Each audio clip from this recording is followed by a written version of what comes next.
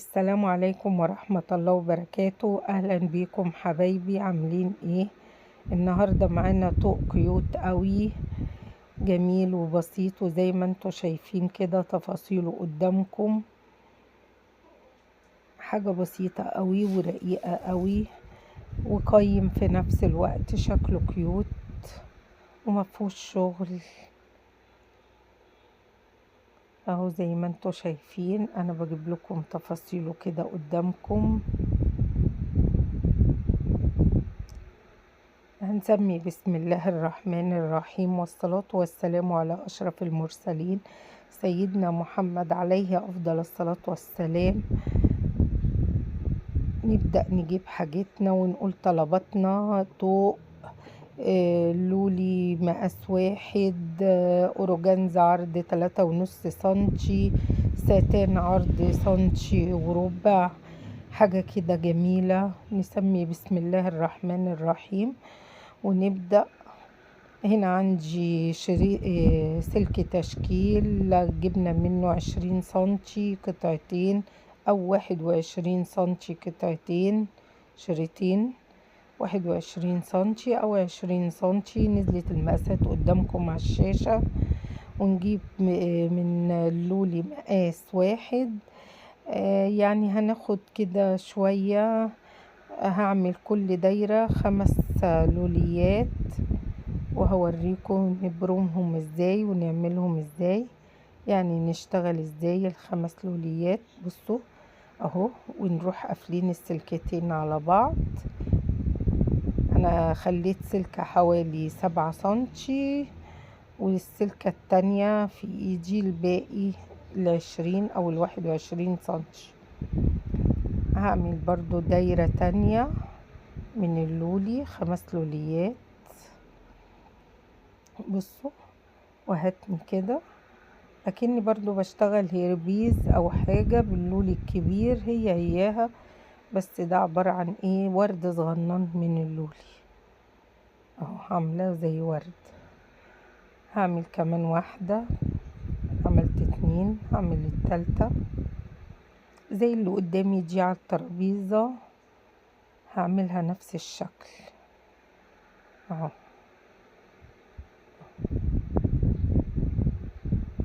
يعني بطلع بتاع سنتي ونص واروح قافلة اللولي بتاعي وابرم كده زي ما انتوا شايفين،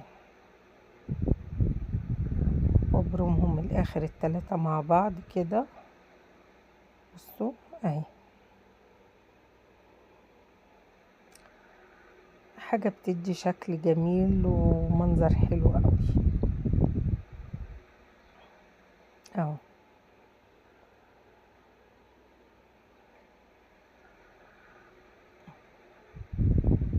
حلوة قوي قوي قوي. اللهم صل على النبي عليها افضل الصلاة والسلام. حبايبي، فضلا وليس امرا، اللي وصل معانا لحد كده في الفيديو يعمل لايك، واللي ما اشتركش يشترك ويفعل زر الجرس على كلمة الكل عشان يوصلوا مننا كل جديد. اوعوا تنسوا يا حبايبي عشان الفيديو يترفع لأكبر عدد من حبايبنا. هنا بقى عندي شريط أورجانزا عرض 3.5 سنتي، هعمل بيهم زي الورد ده. الشريط 10 سنتي في 3.5 سنتي.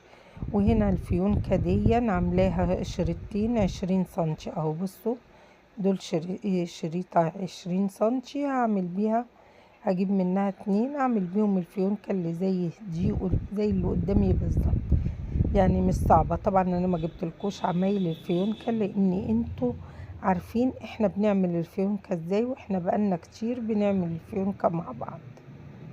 هنا بقى ده 10 سنتي، هعمل بيها عبارة عن ورق الوردة ده بالطريقة دي. بصوا 10 سنتي، هجيب الناحية كده واقلبها، واجيب الناحية التانية واقلبها، بعد كده ادبسهم الاتنين مع بعض وابرم. طبعا المفروض ان انا هجيب جفت، بس الجفت اللي عندي هتشوفوه ليه عوجة، فمش هينفع يبرم الحتة دي، مش هينفع يبرمها. بصوا انا هجيبه واوريهولكوا، مش نافع يبرمها، فانا هضطر ايه، اجيب هعملها بايدي، هضطر اعملها بايدي بالطريقة دي اهي. وهدبسها بالابرة، هدبسها بالابرة كده.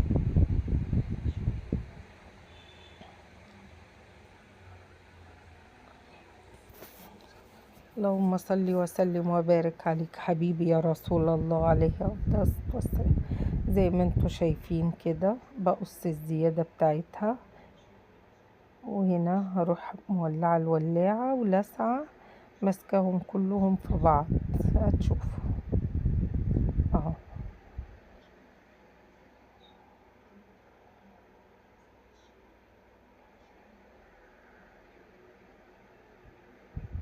ادي هتبقى بالطريقة دي وبالشكل ده. هنعمل التانية، هتنيها برضو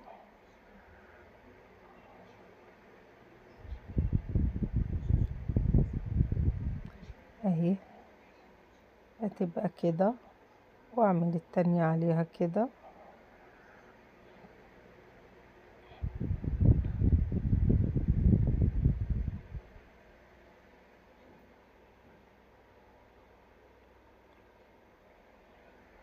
لا اله الا الله محمد رسول الله.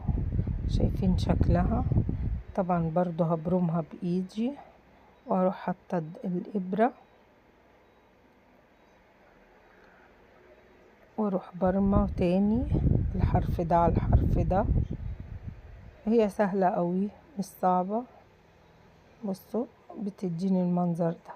هقص اشيل الابره واقص الزياده زي ما انتوا شايفين.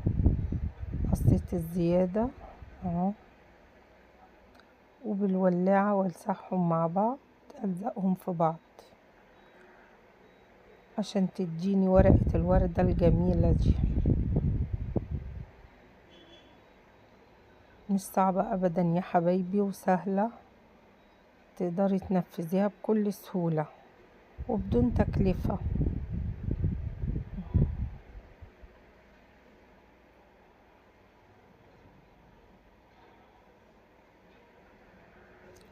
ادي بالشكل الجميل ده.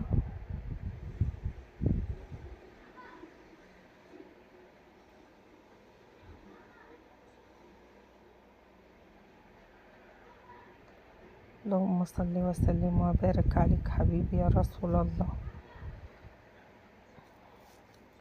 التوكة كلها بتاخد متر قماش من الأورجانزا، متر ساتين من الأورجانزا، يعني مش بتاخد كتير، وفي نفس الوقت جميلة جدا ورقيقة جدا ومش مكلفة. واللي انت عايزة تزوديه فيها زوديه، حطي لمساتك انت في الحاجة هتبقى جميلة جدا. بصوا بقى الشكل. هجيب بقى كل 3، ممكن تعمليها دايرة وممكن تعمليها فيونكة. انا هعملها فيونكة، هعمل 3 من على الناحية دي و3 من على الناحية دي. يعني لو انت عايزة تعملي منها مستديرة التوكة ممكن تعمليها مستديرة، عايزاها زي ما انا هعملها اعمليها. بسيطة اوي وسهلة اوي وجميلة.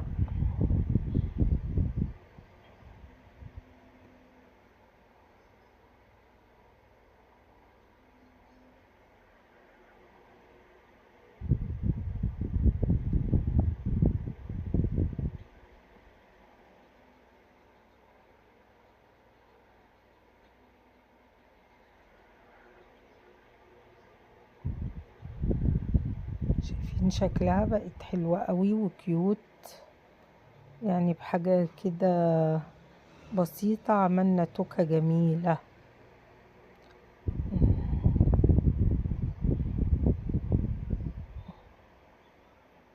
ادي هنا بظبطهم مع بعض زي ما انتوا شايفين كده. عايزة تزوديهم ممكن تزودي، عايزة تخليهم كده خليهم. اللهم صل وسلم وبارك عليك حبيبي يا رسول الله عليه أفضل الصلاة والسلام.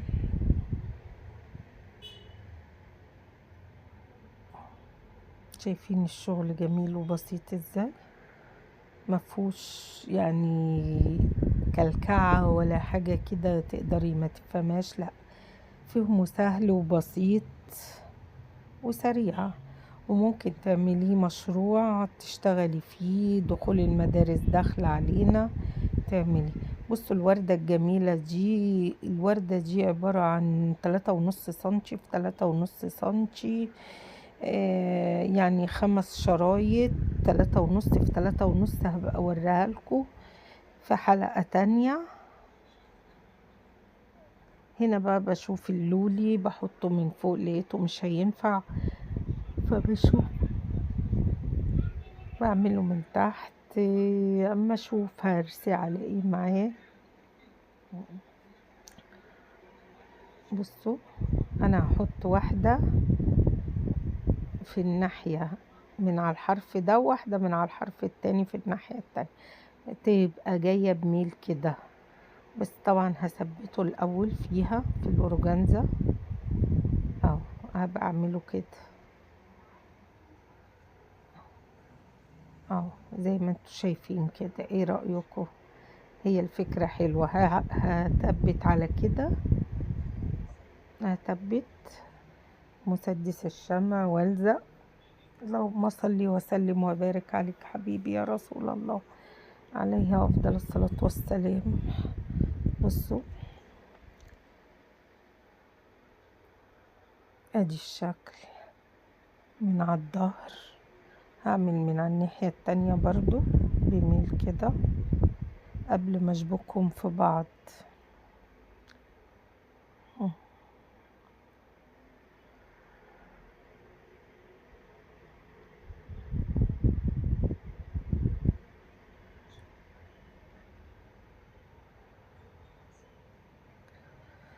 اللهم صل وسلم وبارك عليك حبيبي يا رسول الله. بصوا كده اهو هيبقوا بالشكل ده. سبحان الله وبحمده سبحان الله العظيم. سبحان الله وبحمده سبحان الله العظيم.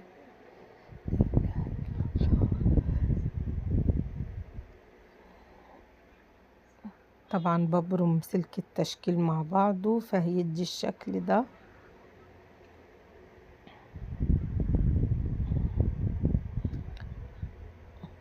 بجد فيونكة لذيذة قوي، بتدي منظر حلو قوي، واللون المنت جميل قوي وبسيط.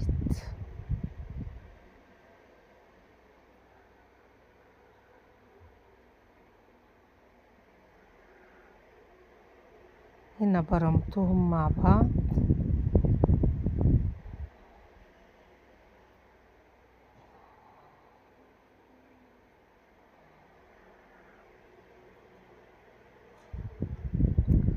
اللهم صل وسلم وبارك عليك حبيبي يا رسول الله. اهي الشكل ده بتاعها. هلزق بقى على كده. هجيب الفيونكة الكبيرة الاولانية والزقهم على بعض.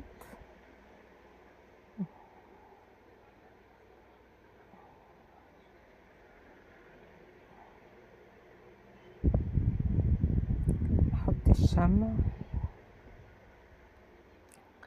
اللهم صل وسلم وبارك عليك حبيبي يا رسول الله. ايه رأيكم؟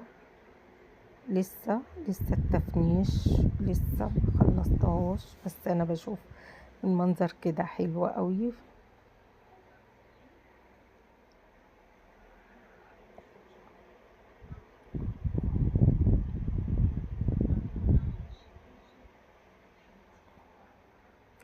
هنا بقى هجيب الطوق بتاعي الاول، بشوف احبس بالاورجانزا ولا احبس بالستان.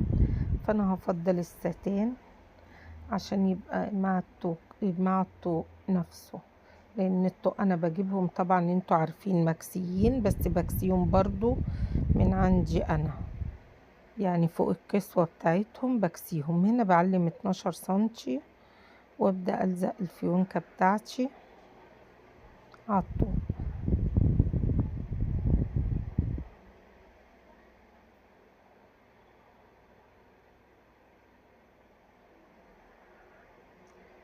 اللهم صل وسلم وبارك عليك حبيبي يا رسول الله. لزقت كده الفيونكة على الطوق. هجيب بقى الستان اللي هقفل بيه.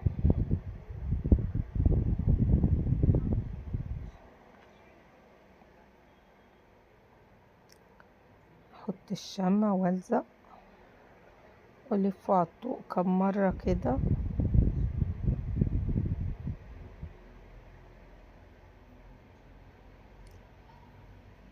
اللهم صل وسلم وبارك عليك حبيبي يا رسول الله، عليه افضل الصلاة والسلام، عليه افضل الصلاة والسلام.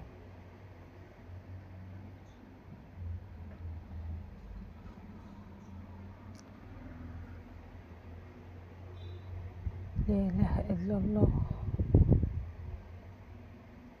ادي كده قفلت، لفيت الطوق مع الفيونكة كم مرة بالأورجانزا كده، بالستان قصدي، سوري، بالستان اللي هو عرض 1.25 سنتي.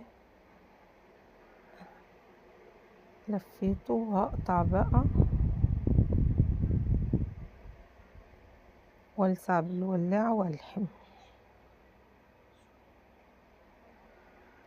وبعد كده هروح حاطة الوردة الصغيرة اللي انا عاملاها.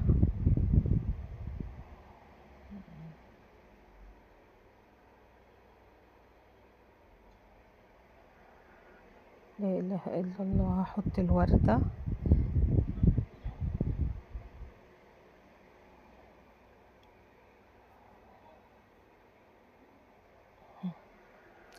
اللهم صل وسلم وبارك عليك حبيبي يا رسول الله. هنا بقى انا حطيت الوردة، بس بعد ما حطيتها حسيت ان ناقصة حاجة. هعمل عبارة عن دواير كده من اللولي، دايرة واحدة من على الناحية دي ودايرة واحدة من على الناحية دي، تحط في وسط الوردة اللي هي الفيونكة اللي من فوق، مش الوردة الصغيرة اللي هي في النص، لان اللي في النص انا حطلها واحدة وانا بشتغلها زي ما انتوا شايفين كده. اللهم صل وسلم وبارك عليك حبيبي يا رسول الله. لا حول ولا قوة الا بالله العلي العظيم. بصوا كده الطوق خلص، شكله جميل، بس هو ناقص الوردة دي. طبعا انا بعد ما ثبته هقوم بفك تاني الوردة الصغيرة اللي هقفل عليها، عشان هعمل بسلك تشكيل وردة تاني، يعني وردتين، وردة في كل ناحية، مش زي اللي قدامي دي 3 وردات يعتبروا ببعض. لا انا هعملها واحدة بس بسلك التشكيل. هتشوفوا. بصوا انا هفكها.